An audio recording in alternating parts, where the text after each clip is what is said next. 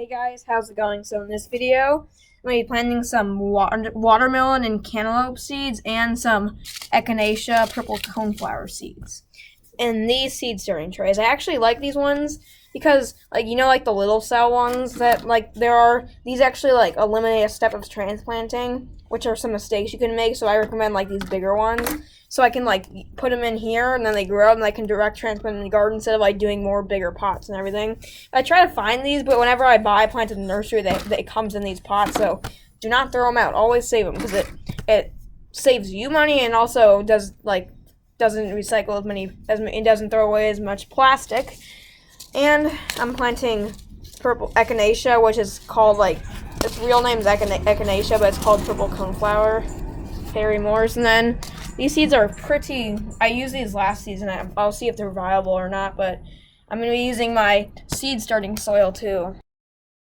This stuff is really good for seed starting, but I would not recommend it for regular plants because it's very low in nutrients. It's way too fluffy. For that, I recommend this potting mix, but for seed starting, in trays, not in big pots, but in trays, I recommend these. But if you're doing in big pots, seed starting in big pots, you could use this, but it'd be used two of these bags. That would be $10. For the price of one of these, you can get a big potting mix bag, so I'd rather use that for a big one, but for the smaller ones, I like to use this.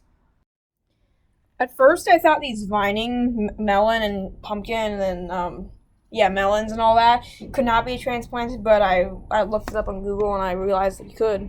Just fill this up and I'll show you when I'm done.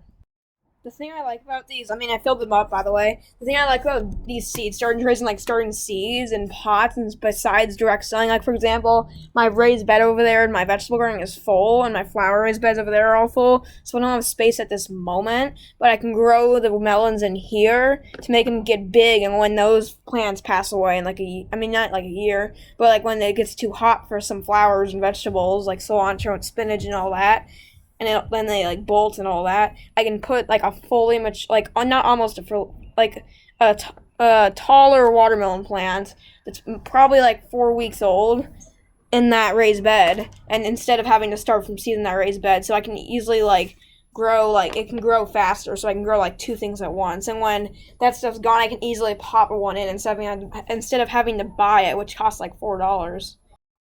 And if you remember the video where I seeded some dahlia seeds in one of these trays, where I talked about the seed starting mix a little bit more, they all germinated, no except one. That's pretty good germination. I've never grown dahlias from seed before, or tubers. This is my first time growing dahlias, period. There's my petunia container. Okay, so the first tray, I think I'm going to put the watermelon seeds. Where did they even go anyway? They were under this thing. The reason I use this thing so I can trap the soil so it doesn't get all over the patio, because this stuff is expensive, so I want to use as much as I can without spilling. And if I do spill, I can easily just pick it up. So I'm gonna be planting melon seeds and cantaloupe seeds. So when I sow my seed, I first of all I just lay them on the top.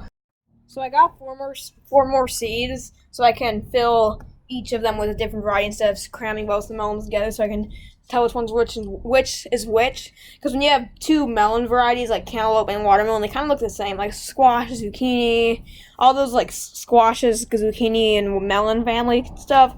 They kind of look the same. So I'm just gonna show you how to plant these first. So when I plant my seed, like I showed you before, but I took those ones out, I'm gonna water it in after. So I usually just put my finger like this. You can either do this and then like that, and then you can either do that and then cover it up, or you could set the seed on top and then fill it. But I'm just gonna do this for now. So that's basically how you do it, and I'll do them all and then I'll show you when I'm done. So I just sowed the cantaloupe. I'm just gonna do the watermelon in a second. One thing I forgot to tell you is that the cantaloupe seeds, the variety is called Hale's Best Jumbo. You can find it anywhere. And then the watermelon variety is it's called Crimson Sweet. I was looking for a sugar baby for my trellis, which I'm gonna grow this spring. But I'm gonna plant the Crimson Sweets in the trellis and see how it goes and try to support them, because they seem to be very heavy and they might fall off. So anyway, I'll just plant these full of watermelon and then I'll show you when I'm done.